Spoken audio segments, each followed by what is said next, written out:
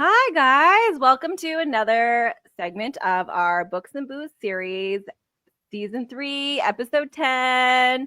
We're doing pretty good, right? This is Maybe. I think we have a few more done for this season, or I think we have like one more. one more for this season. Then it's completely done. You have to wait another year. Sucks to be you. Like 6 months, not even. Yeah, I don't know how. For us, we record so sporadically. I don't know when it's gonna happen. A year, 6 months, We'll 4 see. months. We'll see what happens. Whatever. Yeah. Go with the flow. So today we have a guest, and then Dawn Marie's gonna introduce that guest because that's what she does. It's her thing. I don't want to be part of it. So Dawn Marie, do your thing. Hi guys, what's up? Today we have the amazing Kristie Wolf. Hi Kristie, how are you? Hi. So, do you want to tell us a little bit about yourself, where you're from, how many animals you have, what their names are? If you want to give us your credit card information too, we do not discriminate. Sure. I just almost entered my credit card information. We almost got it. We almost got it. But thankfully I questioned myself before I put it in. I need to do that more often. So I am Kristie Wolf, and I write steamy romantic suspense, and I am originally from New Jersey, from northern New Jersey, from a town called North Bergen, all the way up by the Lincoln Tunnel. So I practically lived in Manhattan without living in Manhattan, and I live in northern Maryland now in a town called Bel Air, which is north of Baltimore. And I live with my husband, who is a huge supporter of my writing. He has a shirt that says, "I'm the inspiration for her steamy scenes." Oh, that's so sweet. We love a supportive king. Yes. He likes to take credit for this photo. We love him. So if you ever meet my husband, tell him nice abs. Okay. I have you a son. Lucky. Yeah, I know, right? I have a son who just recently joined the Navy, and he's in San Antonio right now. And we are super proud of him. He is training to be a hospital corpsman, supporting special forces. Oh, very and nice. I have a 15-year-old daughter who's a freshman in high school, and I have 2 pitty mixes, Holly and Ruby. Pitties are so sweet. I love them so much. I know, they're adorable. So sweet. If I didn't have as many dogs as I have already, I think like a little pitty would be so sweet to add to our family. But I can't. I already have 5 dogs, so I have to Yeah, that's a lot.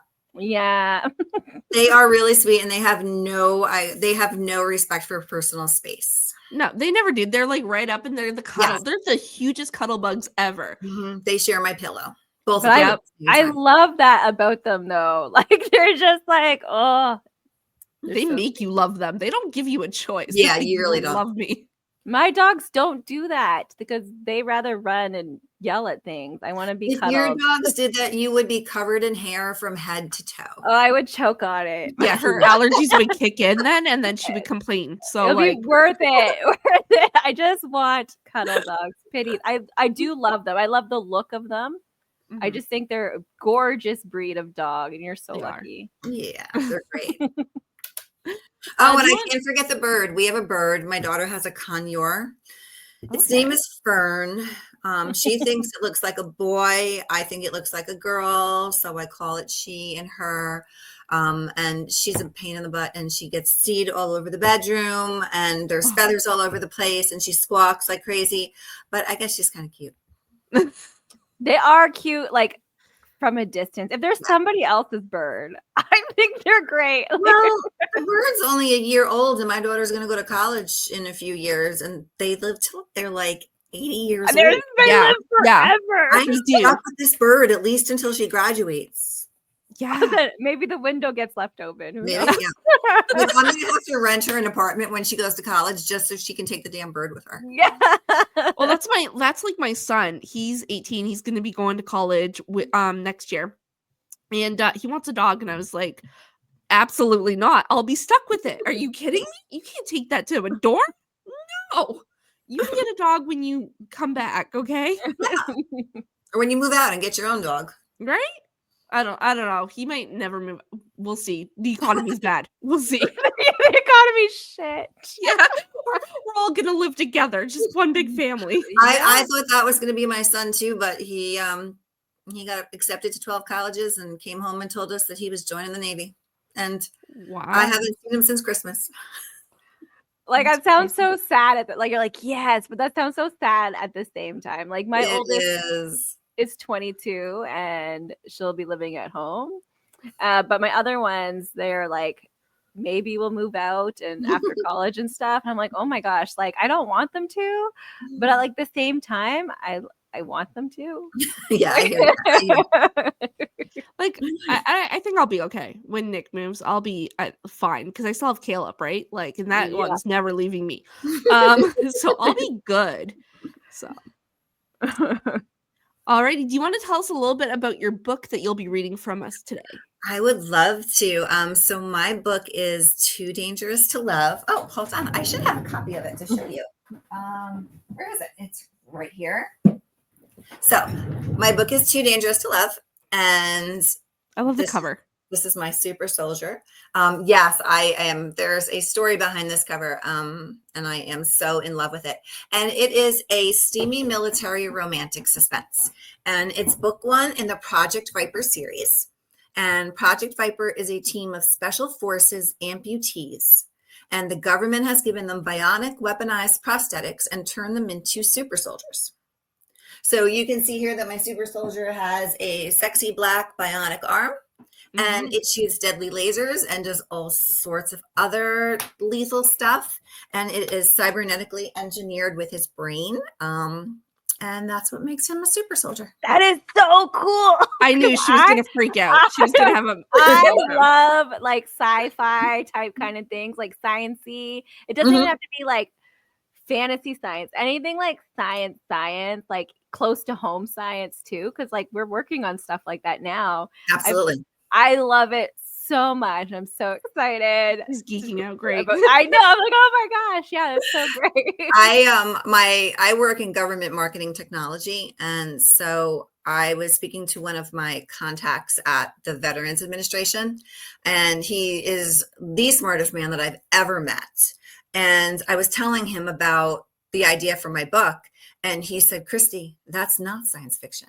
He said, that's fiction. They're experimenting with that type of technology right now. Yeah. Before like, you get really comfy scary. and ready to read, I just want to let so everybody awesome know at the what our same drink time. words Just are. like, So get your not drinks just for the ready. lasers and stuff, just for Our like drink words the are practicality Viper, for steel, amputees to be able super, to live almost crisp, like and regular, scarlet. not regular. That's such a shitty word to All use. right, but whenever like you're ready to read, using 2 we're gonna arms, drink. Right. without Okay. So limitation. Viper, So like having that, their full when we say abilities still. steel, because yeah, their like that. names look like steel. So S-T-E-E-L. great. Like I would love that for them. Well, my super soldiers have because they're super soldiers, and Chris is my main character, All and of Scarlett them. is my female main Right, character. like comical in Yeah. my brain right Are we now. I ready? thought of like Wait, a whenever go-go you're gadget ready, piece, we where are it's like Okay, like I'm going a to start with Swiss chapter Army 1 type thing. Is because there one of those characters halfway in through your the book? chapter is my my favorite part dog of the entire book. It was one of the first scenes that I wrote way back in 2016, and it is still pretty much the way that I wrote it the first time. So it's the scene in the book that I'm most proud of. So here we go. Too dangerous to love. All right. I'm going to take a drink of water real quick. Okay. Dr. Scarlett Kerrigan was too smart to have a panic attack about her first day on the job. She had 2 PhDs. One was in neuroscience, for God's sake. But this wasn't any job, nor was it technically her first day with Project Viper, a top secret Department of Defense program. For 2 years, she'd been working as a government contractor to develop the cybernetic technology she'd pioneered over a decade ago to meet Viper's groundbreaking mission. Now that her life's work was ready for implementation, every aspect of her job would change. Today, in her new workspace at Viper's headquarters in downtown Washington, D.C., and as a full-fledged Department of Defense employee, she'd begin to make history, or go down as the biggest failure in modern warfare. She glanced at the box of diplomas sitting by the door to her office and prayed her God-given gifts and years of training were enough to prevent the latter from coming true. Too many people counted on her, namely the 4 men whose lives were in her hands.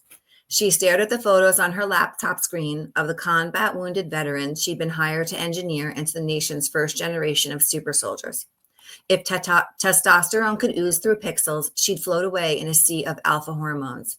And if looking at their photos intimidated her, especially the one of the rugged Navy SEAL with a dark, penetrating gaze, what would happen when she met them for the first time at the 3. She pulled in a deep breath and leaned back in her chair. The leather creaked as the high back hit the windowless wall behind her. A tap sounded at her door. Patience Fairbanks peeked in. Good morning, Dr. Kerrigan. Welcome to Viper headquarters. She stepped into the office and plucked something off the sleeve of her white lab coat. Stupid dog hair follows me wherever I go. I should have never let my boys talk me into getting a German Shepherd puppy. Scarlett smiled at the world-renowned orthopedic surgeon she'd met several times at the quarterly all-hands meeting. I bet the dog's cute, though. She'd always wanted a pet, but the subject had been non-negotiable in her stepfather's mansion. The big hairball is adorable. My twins from Planet Distracted, not so much this morning when they forgot to close the gate. She brushed her palms down her vibrant pink dress. The wrinkles smoothed along with the annoyance in her eyes. How do you like your new office? It's quite the step up from your basement facility in the Pentagon, don't you think? My office is perfect. While the walls didn't completely block the screech of the November wind, the inside of the newly renovated building featured revolutionary technology that rivaled a science fiction movie and state-of-the-art equipment as sleek as her silver metal desk. The training area occupied the underground floor. A full medical suite and the research and development laboratory encompassed the street level. Executive offices, including hers and a briefing room large enough to hold 24 people, took up the second.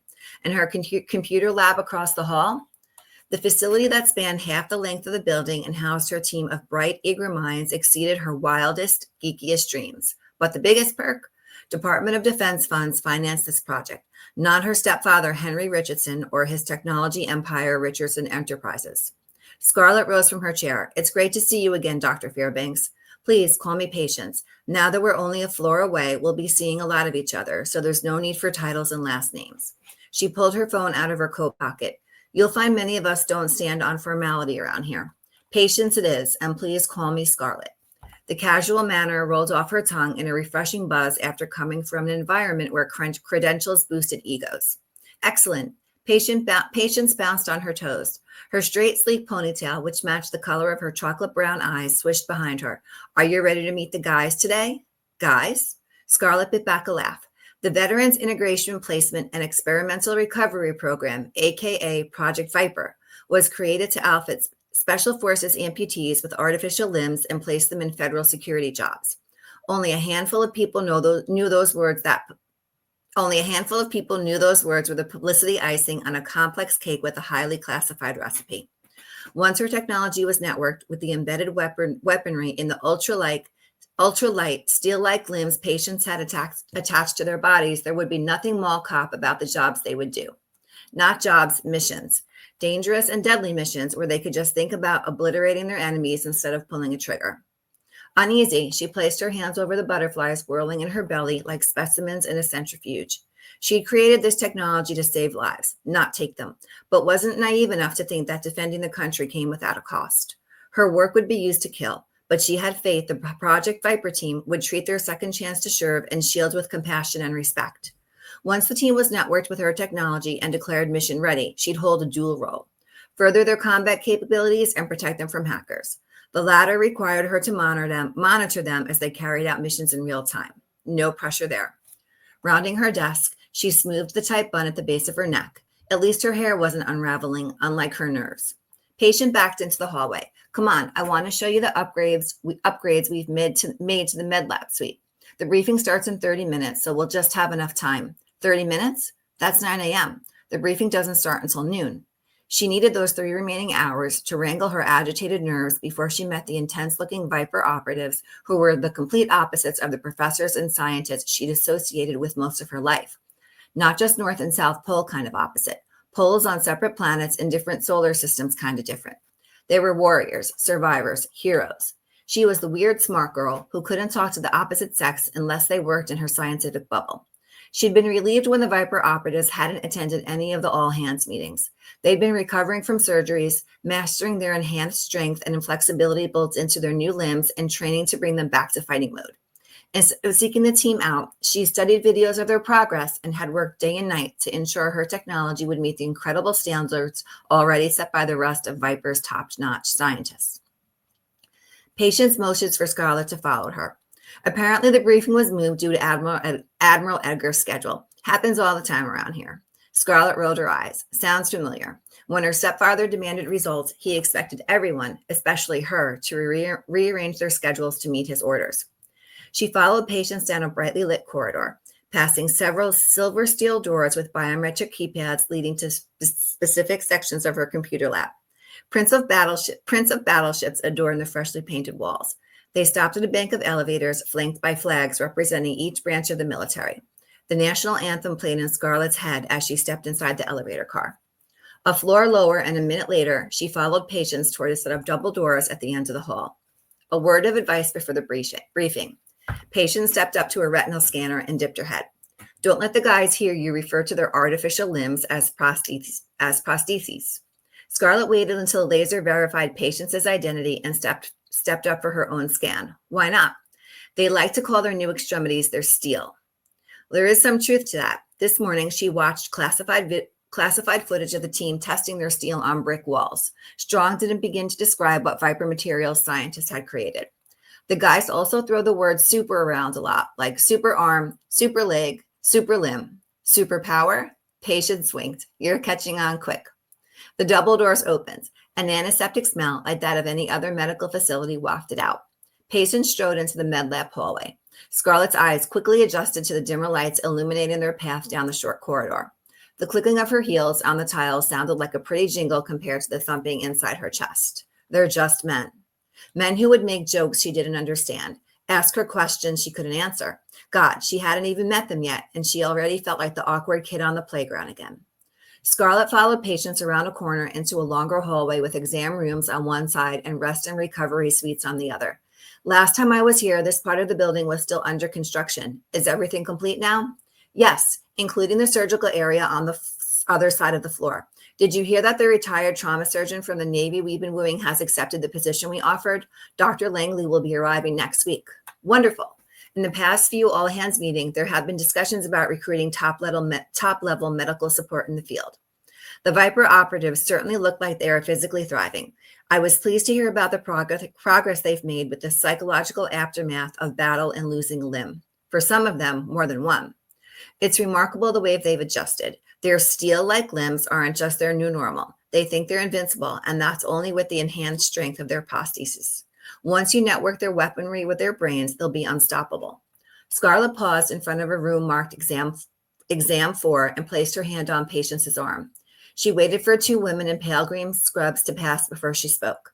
The team knows my technology won't make them immortal, right? I'm constantly reminding them they aren't bulletproof, but if embracing their capabilities as superpowers helps to reinvigorate them, so be it. I agree. A surge of pride nearly burst Scarlett's heart. Her anxiety skittered away. This was why she found the courage to finally leave her stepfather's company, to make a difference in someone's life, to finally break free of the prison she'd been living in since her mother had died and to focus on what she deemed worthy. I'm honored to be part of their return to service. Glad to hear it because one of her guys needs a tweak to his steel. Patience's phone buzzed in her hand. She glanced at it and sighed. I've got to take this. It's my ex-husband. Go on and introduce yourself. I'll meet you in there in a minute. Patience opened the door and nudged Scarlett over the threshold. Harsh fluorescent light attacked Scarlett's eyes. She blinked once, twice, and froze. Oh my Lord. A shirtless man. No, God was more like it, perched on the edge of an examination table. Lieutenant Commander Christopher Daviani, Viper's first recruit, and the SEAL with the smoldering gaze that burned through her laptop. Her own gaze locked onto his shiny black arm. No, super arm. But wasn't that the understatement of the century? The sight of the sleek limb seamlessly attached to the flesh and bone of any person would have been sensational. On him, it was breathtaking. The shiny metal covered in a hexagonal-shaped pattern originated in his shoulder, where synthetic and living materials meshed like reunited lovers. She stepped farther into the room. Awe overrode her trepidation and propelled her forward. She reached out to touch the bulky black bicep that matched the size of his real one. He bent his elbow as her finger met his steel, his movement as smooth as if the muscles that had been cleaved off along with his arm had initiated the flexion. A squeak popped from her throat. His full lips turned up in a smirk. Don't worry, it's not as deadly as it looks. She stared at the surreal man. The phototypes of the steel arm she'd seen and the photos detailing his journey from the battlefield to Viper hadn't prepared her for the real thing. Her breath hitched under his intense scrutiny. She lowered her eyes and stopped breathing altogether as she caught sight of the Viper logo tattooed in shades of black and gray ink on his chest. The fanged snake, inked within a triangle that represented the past, present, and future, hugged another tattoo of the same hexagonal pattern inlaid in his steel arm. The artwork covered the scarring on his shoulder where science and medicine converged, making the bionic enhancement appear as natural as if he'd been born with it. And while his bionic arm gave him an otherworldly aura, like a sci-fi hero from a distant planet, the solid muscle underneath his inked skin tapered to sculpted abs, making him all male. He hopped off the examination table and leaned against it. The dark tribal tattoo on his flesh and blood bicep rippled with movement as he gripped the padded edge. On the other side of his body, sleek black fingers, engineered in perfect anatomical form, performed the same movement. As she stared, waiting for the table to break under the pressure of his steel, he studied for a moment too long for her comfort. I'm Lieutenant Commander Kristie Wolf.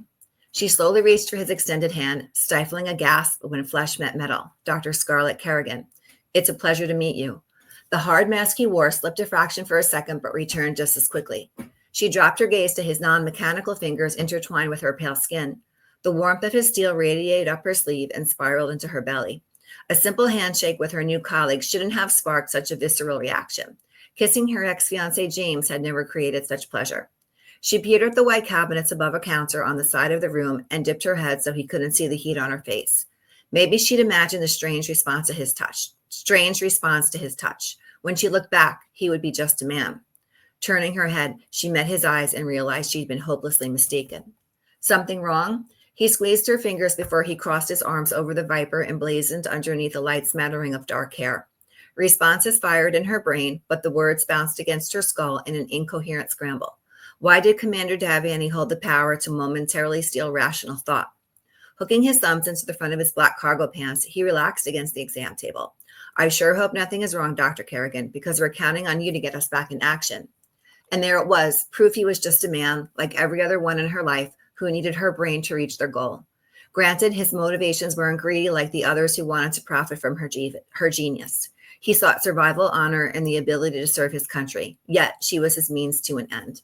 She squared her shoulders and clasped her hands in front of her. You will be back in action very soon. He rubbed his short, dark beard, which matched the color of his cropped hair. Silvery gray flecks rimmed his deep sapphire eyes. Tell me, how do you plan on doing that? I know you've been fully briefed on my role here at Viper. I was, but I want to hear it from you since my life is in your hands. She pulled in a full breath and latched onto the topic she not only understood, but dominated. Tomorrow, a neurotransmitter will be implanted in your cerebellum that will network with your brain, stem, and cerebrum. Tipping up her chin, she met his gaze. He held out his steel and studied it like he was following along with what she explained. My software will communicate with the transmitter and the central processor engineered into your arm. Once I network the two, we'll begin testing your weaponry. While we're testing, my team and I will be reevaluating the cybersecurity protocols to ensure the network that activates your weaponry is protected from hackers. And you're sure your code is secure? Her defenses rose at the challenge in his voice and the sharpness in his gaze. It's virtually unhackable. Virtually? His eyebrows rose to his hairline. Her hackles rose too. When it comes to cyberspace, no system is 100% secure, but mine is nearly impenetrable. Bold statement. Sweat pooled in her cleavage. She tugged the lapels of her suit jacket. This conversation was too intense. He was too intense. Yes, it is a bold statement, but it's the truth. He raised his hand to his face and examined it more closely. I'm told your technology will let me shoot deadly lasers from my arm with just my thoughts. No need for bullets like regular guys.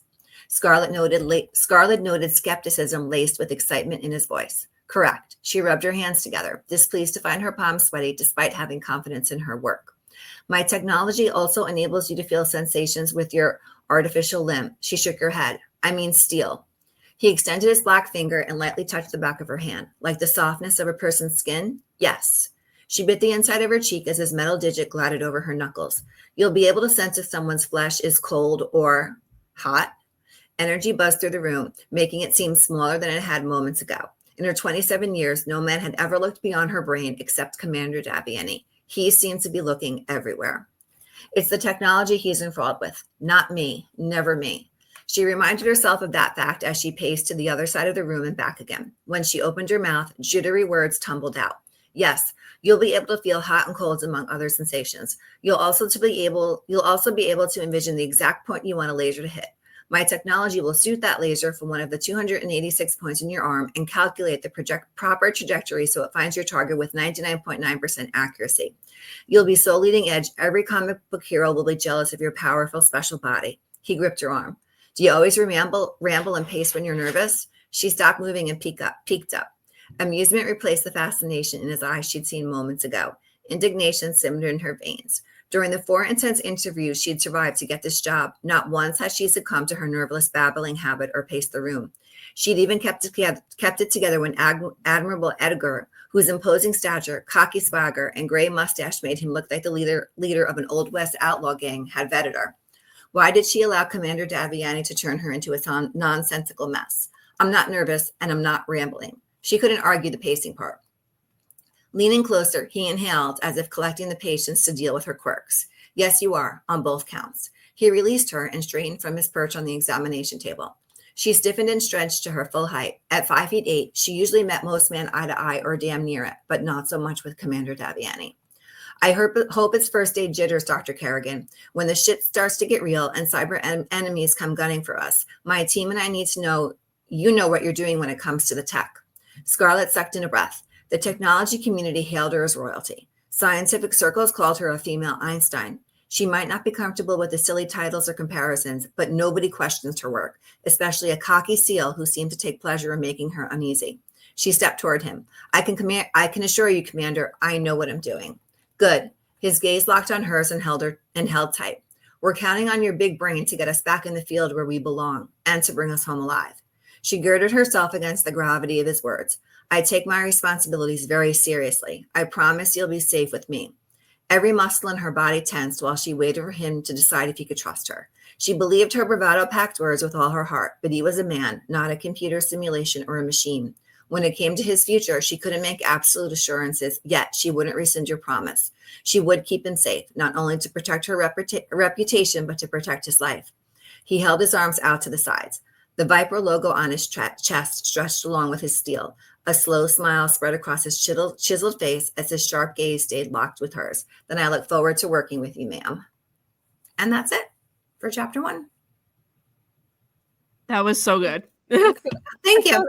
I ran out of drink. Right there was like the super part, and it was like super sugar. And I was like, oh crap. No, your descriptive words, like you describing the scene, like was so good. Like I could picture it. It was really good. Oh, thank you. I'm working on book 3 right now. And as I'm reading this, like I'm just in the first draft and I'm thinking, oh my God, book 3 really sucks. I need to go back.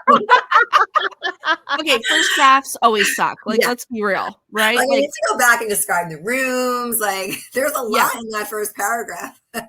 Yeah, like no, I'm writing a book too, and you reading yours makes me realize I'm like shit. I don't even describe. I sound like a bubbling idiot, like a 5-year-old writing. I'm like shit. I'm gonna have to go back. Speaking of working in progress, I have this thing where like I've again been working on something for like the last 3 years, and like this past week I've had to like I've made this thing where to access it, it's password protected. So I can't pick at it. Is when you work on your stuff, do you have to do something to prevent you from like going over and over to keep fixing everything? Or are you very confident in, oh, like I'm just going to leave it and it's going to play itself out? Oh no, I keep going back and fixing everything. And I really need to stop that because sometimes, I mean, you spend God knows how long, days, weeks on one chapter. Or a scene or something, and then you decide later on that you don't need that part. All your hard work is gone. When I wrote this book and sent it to my developmental editor, it was 96,000 words. Now it is 74,000 words. And she told me to cut out my last 80 pages and write a new ending. Wow. Yeah. She's like, no, we don't like this ending. We're just scrap it. Yeah. Well, she was like, all right, they're in love. Like, yes, I'm satisfied right here. Like, I don't need the rest of the drama. I don't need the rest of the fighting. Like, I don't need them to question anymore. We're done. I'm happy. And so I did it and it worked. Like it was a much better book for it. But I spent a lot of time on those last 80 pages. Yeah, you're like, oh, well, you can leave it as like a bonus or something. Yeah, exactly. Yeah. I will do that in my newsletter, that we will get a bonus. Like you're basically going to get a bonus novella of Yeah. the last book. Everything's marketing. Like just yep. I noticed when you're reading, it's in third person Yes. instead of first person, which it actually works for your book. I think sci-fi and thrillers and stuff should be in third person. But what made you decide to do it in that? Like, are you just more comfortable in third, or I'm much more comfortable. I've tried writing in first person and I keep reverting back to third. I'm also terrible with grammar. Like, I can get by, like, I'm okay. Like, I don't sound like an idiot or anything. At least I don't think I do. But my editors have a lot to clean up. And so whenever I try to write in first person, like, I don't know. It just sounds silly to me. Like, I don't know what verb tense to use. And I don't know, like, just how to word it. And I do want to write in first person at some point because I want to write a dark romance. And so I kind of feel like, most dark romances are in first person, and, most like more erotic things are in first person. And so that book, I do think I need to switch it over. And it's going to be a learning curve. I've just always written in third person my whole life. Like, it never occurred to me to write in first person. I guess since I've been reading for ever, I'm 53 years old. I've been reading romance novels since I was 12. I've read so many in third person, like when I was younger, that is just what I know. Okay, that makes sense. Yeah. And I'm not opposed to reading first person. I would read it all the time. Yeah. But yeah, it'll definitely be for writing. It's totally different than reading. Yeah. Oh yeah. Mhm. Yeah. Before you started reading this chapter, you mentioned your cover has a story. Oh yes. Do you want to share with us? Yeah. So, in let me see. I wrote this book in, I think I said 2016 before, but I actually wrote it in 2017. So in 2016, I had just finished a contemporary romance. I thought I was going to be a contemporary romance writer, and I finished that up, and I was like, okay, what am I going to write next? And I was working as an aerobic instructor at a pool at an athletic club here in my town. And I taught to probably about 15 to 20 women who were probably anywhere from like in their 40s to their 90s. Nice. And they were amazing, right? And so after the one class, the pool manager comes over, and she's got this huge book of it was like a coffee table book of photos, and it was a book by a photographer called Michael Stokes, and they were these gorgeous pictures of wounded warriors. Okay. And all these people, men and women, were like nearly naked. Like some were totally naked, with the important parts covered. And all my ladies were like, oh my God. Like, these ladies love to talk about sex. They would notice any good looking man that walked in the pool. These are my type of ladies. They were so, I mean, I don't teach anymore, but we had so much fun, and I still try to get together with them for lunch because they're just a blast to hang out with. And on the cover he was on the cover of that book. Oh, and so he's a real person. So he's a real person. His name is B.T. Urella. And so that's how I got the idea of writing about a veteran amputee, because he lost his leg. Okay. And so he's minus a leg. He lost in Afghanistan. He's a Purple Heart recipient.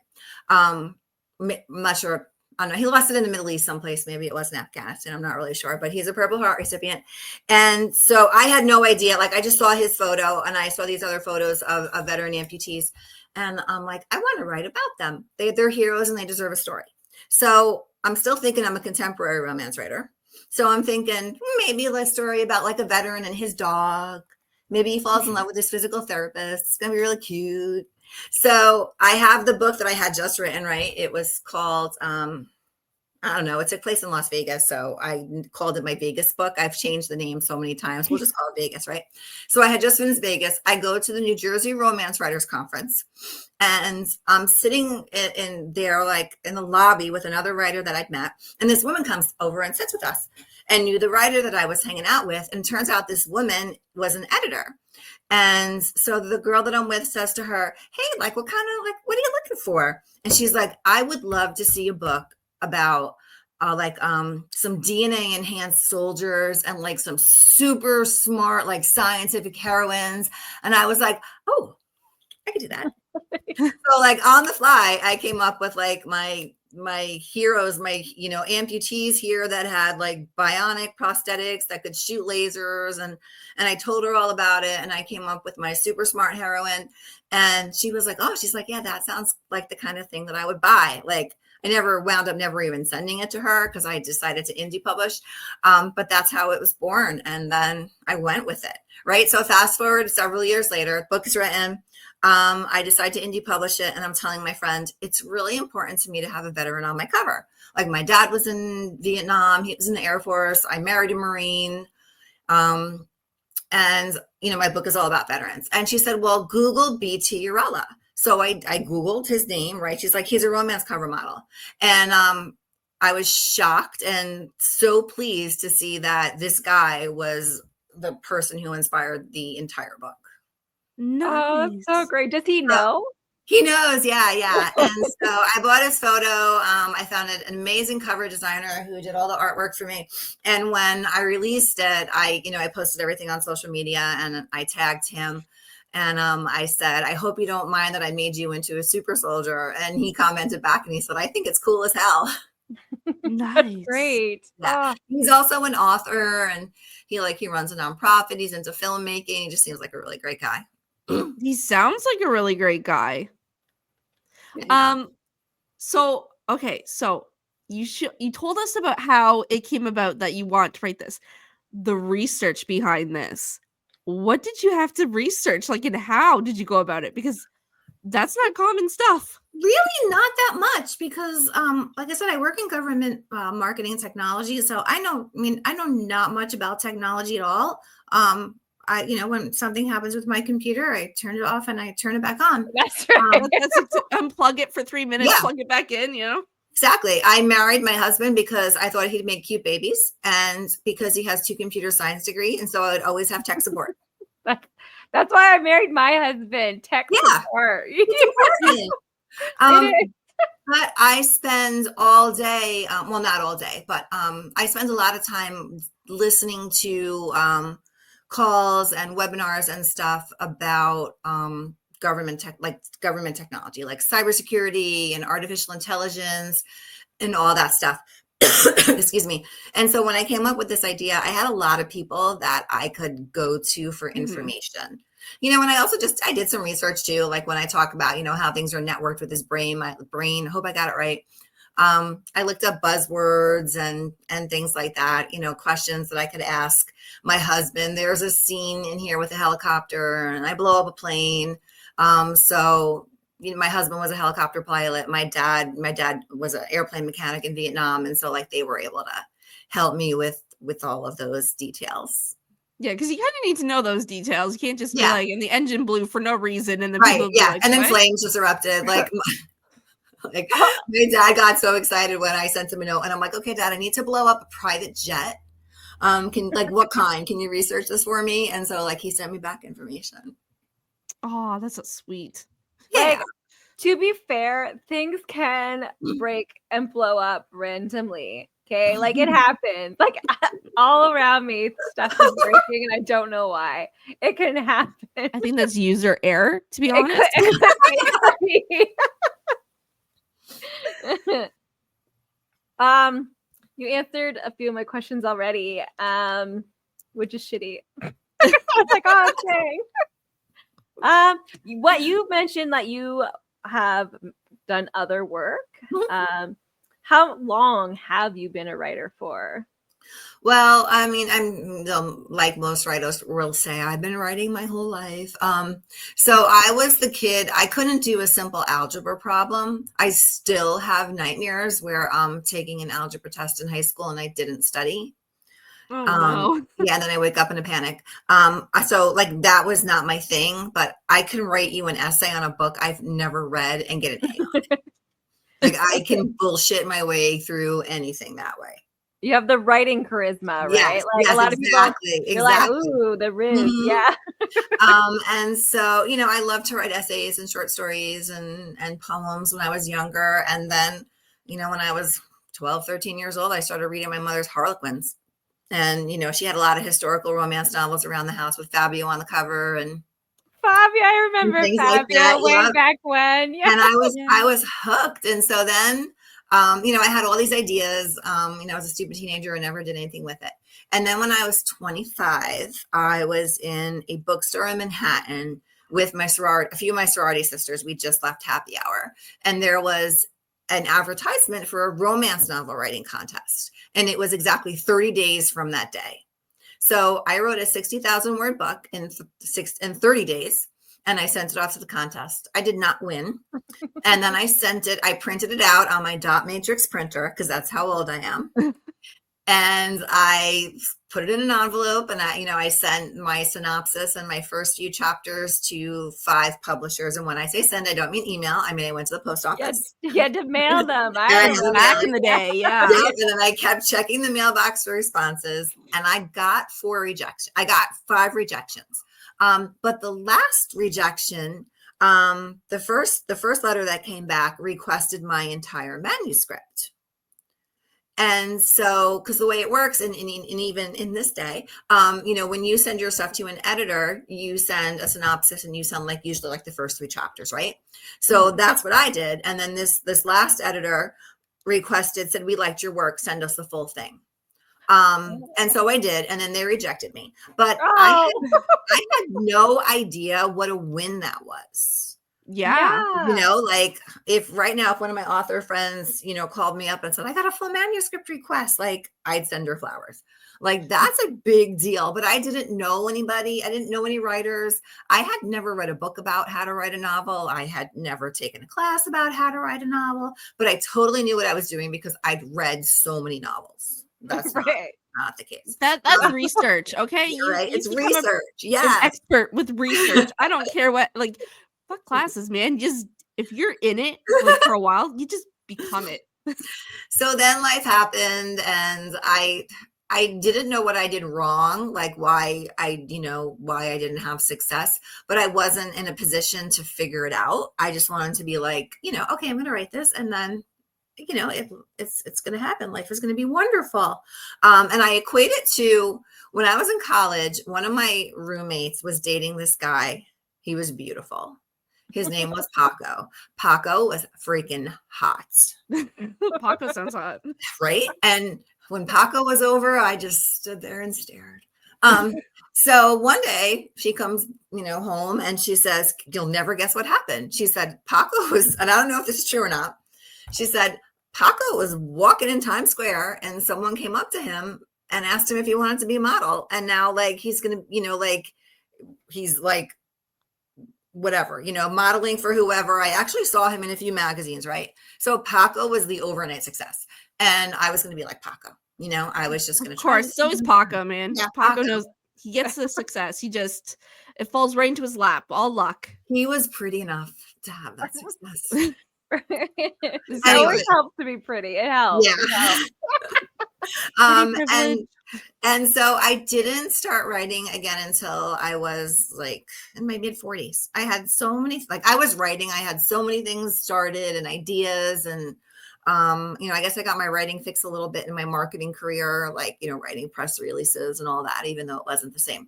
So I wrote that Vegas novel. It took me 2.5 years. And then in 2016, I took it to the New Jersey Romance Writers Conference, spoke to some editors. They requested my work. Nobody wanted it, but they told me that I had a strong voice. And they said, that's really something that you can't teach. No, that's something you have to learn on your own. Yeah. And they said, so, I made a lot of rookie mistakes. Like I didn't understand point of view. I didn't understand how to handle backstory. I didn't understand showing versus telling. They were like, just take some classes, like join a critique group. Like you've got a future, keep at this. And send us whatever else you write. And so I joined a critique group. I wrote Viper. It took me a year. Every 2 weeks we sent each other 15 pages. Nice. Yeah. So that was wonderful. That was with the Maryland romance writers, and I probably would have never finished that book if it wasn't for them. I'd still be working on it. Domri, we should do that. We should send each other our stuff like every 2 weeks. We'll send a couple pages. Yeah, that's a good idea. I love that. Haven't heard it before. That's amazing. Yeah, it's that accountability. And for a solid year, I didn't miss a deadline. Like I had 15 or more pages every 2 weeks. And because, I wanted to impress these women and, they're all really good friends. But I was the newbie and I didn't want to let anybody down, or, I didn't want anybody to think that I wasn't serious about what I was doing. No, that makes sense. So great. Yes. But I love the community. Yes. I love that. Yeah, the romance writing community is fantastic. It's hard to find though. So I've been writing and I've been part of like the writers, like and all that, like on TikTok. A lot of authors I've noticed, like a lot are great. A lot will share their ideas and stuff, but a lot like to gatekeep too and not tell you like how to get an editor or how to go about reaching your peers. Like, so it's hard to find your people. And then there's plagiarism and there's so many problems. So to find that community and like to trust it and like for it to help you, that's amazing. And you just said something really important. One of the mistakes that I made for years and years was thinking that my writing was a solitary endeavor. And it's not. Yeah. No, that's so great. You need your people. Like if I call my mom and, tell her, like, I originally wanted to be traditionally published because 16-year-old Kristie, that was, when I was 16 years old, that was the only option. And I had this vision of, I was going to get a call from an editor and she was going to invite me to her office in Manhattan. And I was going to do my hair and my makeup. I knew what I was going to wear. I was going to hop on the ferry. I was going to go over there and go up the elevator to her office. And then I was going to sign a contract with a pretty pen. Yeah. And so, in my 40s, when I started writing again, like 16-year-old Kristie really wanted that fantasy. And so I gave that a shot, and I don't know why I even brought that up. What were we talking about? Group and accountability and solidarity. Yeah. You're going with something. You started the point. Yeah. And so I learned a lot about, how to find editors and agents and things like that. I wound up getting in 2018, I wound up getting 2 contract offers for Too Dangerous to Love. And I landed an agent. And I turned the 2 contract offers down and I worked with the agent. And she tried really hard to sell the book. We got really, really close with one of the big 5 in New York. It got past 2 rounds of editors, but the marketing and finance people said no at the end because they said my book wasn't selling. Oh, yeah, that was super disappointing. Oh, I remember what I was talking about. Yes. So like when I got rejections, a few years ago, and I would call my mom and my mom would be very sympathetic and, your book is great. Try again, go get them next time, honey. But then you call a writer friend who understands and it's a whole different kind of support. Yeah. It's like, hey, we just got to work on it. Like, it will happen, but this first we curse out that editor. Yeah. And then we come up with a plan to, for that's next right. time the book I'll bring over the bottle of wine exactly. and points. Exactly. Yeah. And and so nobody understands. Like, if I tell a friend, hey, I got a full manuscript request, they'll be like, that's nice. Or like, good stuff. Yeah, I call up someone, I could just tell a friend like, hey, like I got a 5-star review. And they're like, oh, that's great. But like if you tell an author you got a 5-star review. Oh, they're high-fiving. They're just like, hey, we're getting drunk. Like, let's go to the bar. Yeah. Yeah. So Dawn, have you checked out any authors groups in your area? I live in Canada. So it's not as easy. I would probably, if like to get like bigger groups, I'd have to go to Toronto, Mhm. which is an hour away. But I do have a couple author friends that are actually in my town, that I do talk to. So I mean, I I'll have be in your that. town soon. I'm Yeah. actually moving across the country to Oh, move wow. back. Yeah. Yeah, Domri and I are childhood friends, but I moved away and I am like a moving bitch. back. Yeah. She That's abandoned me. awesome. Yeah. But yeah, Canada writing scene, the Canadian writing scene, it's not as A lot harder. strong as American. Like Mm. not even just population wise either. It's just there's not a lot of even all the arts. There's not a lot of art support in Canada. Even though all these movies and stuff are made in Canada, there's not a lot of support for the arts here. Like Oh, There isn't. music making, writing, like Mhm. it's just What's worse is Yeah. that now, like the college in my town, they cut a bunch of art programs and anything that had to do in the arts. They cut it right out. Aw. They only kept the medical and something else, but they cut out all the arts. And I'm like, so now my son, who's going into broadcasting, Mhm. which is part of the arts, Yeah. Yeah. he's now gonna have to travel to Toronto to go to an college, hour away. Yeah. an hour away, Wow. and stay in a dorm. Mhm. But I mean, he is going to get a lot of job opportunities out there, like big opportunities, because it's a Mhm. big city. However, it's just a pain in the butt because we could have saved a lot of money with him staying home. Have you read there's two books that I suggest for are you writing romance? I'm writing dark romance. So have you read Romancing the Beat by Gwen Hayes? I have not. Okay, so that is a book that I highly recommend, and I wish I would have read it before I actually started writing books. Would have been helpful. Okay. I don't know when it came out, but I'm sure it's been out a while. So there's so many books out there about like how to plot a book, right? Mhm. But Romancing the Beat is the only one that I know of. There might be others, but it's the one that addresses having two protagonists. Because like you look at other ones and it's like, okay, like yes, that's great. There's one hero, but my book has two heroes, Yeah. and they both have to have equal time. Yeah. And so Romancing the Beat talks about hero one and hero two. I like that because like Yeah, you're it's really both helpful. your main characters both need to have their own like arc. Yep. They need their own story. Like you can't just focus on one. Yes. It has to be both. Like, Yep. So they talk about, I have the outline right here. Oh wait, no, this is Save the Cat. But they talk about like introduction of hero one, introduction of hero two, and then you have your meet cute, and then you have like no way number one. Like, why can't these people be together? You know, and then you have your like attraction part next or whatever they call it, and then like no way number two, and then like, you know, deepening desire. And so it really is just a great format to plot your book. that I love that. I love that it tells you like how you should probably start and like Yeah. progress the story. Because a lot of people are just going out there blind and be like, oh, they instant love right away. It's like gotta build up a little bit. I find that's really good for people with ADHD. It like gives them a little bit of like step-by-step guidance. Yeah. Do you have something like that for like youth sci-fi fantasy? Yeah.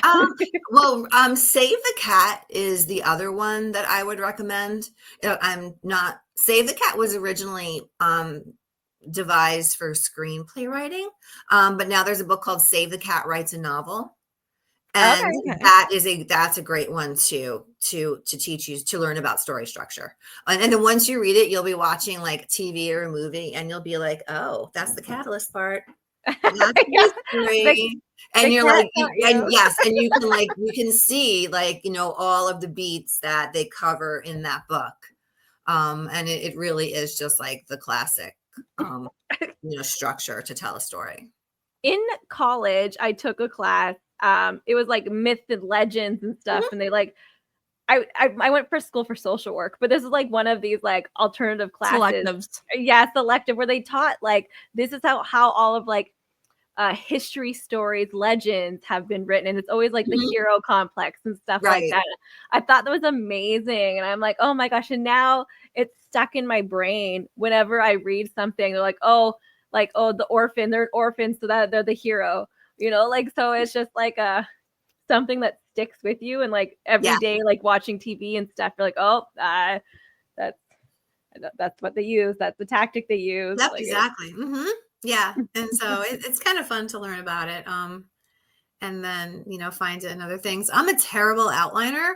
I'm definitely a pantser where I write by the seat of my pants.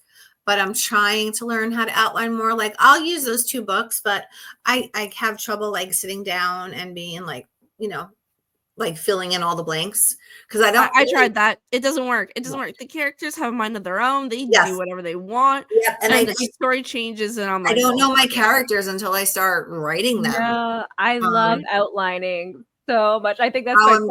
I keep changing it too. I'm like every chapter's outlined. That's why outlining doesn't work. I know.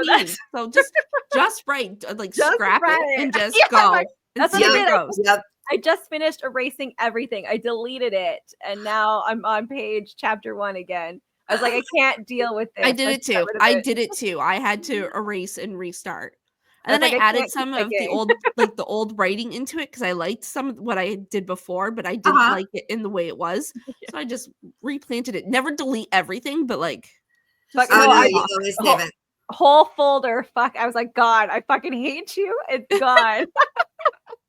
You're abandoning my existence. Get out of here. I was like, I can't. I have it password protected where I can't just pick at it. Once I finish something, I put it in there and it's password protected. I don't have the password. So like it's that's gone. Awesome. I have to, apparently. I'm such a child. Gotta lock up like the cupboards. Yes. Kristie, would you be able to tell us where everybody listening can find you? Oh, sure. So I have a website. It's called KristieWolf.com. So KristieWolf.com. My books are on Amazon. I'm on Kindle Unlimited and in Kindle as well. And my books are also on most major retailers, Barnes & Noble and the like. And so Too Dangerous to Love is on there. And then Viper, the second book in the Viper series is called Too Lethal to Love. And so that's out right now. And then I have a romantic thriller called Knife to the Heart, which is also out there too. Nice. And books are available on my website too. I have a TikTok shop as well. Yeah, we're gonna put all the links down below. And I want to thank you for joining us tonight. It was a pleasure. And thanks.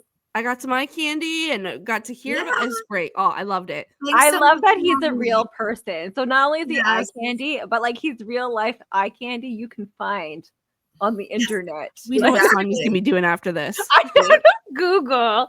Like that. Thank you so much, Kristie. Thank you, ladies. Have a wonderful night. Have a good night. Have a good night, guys. Bye.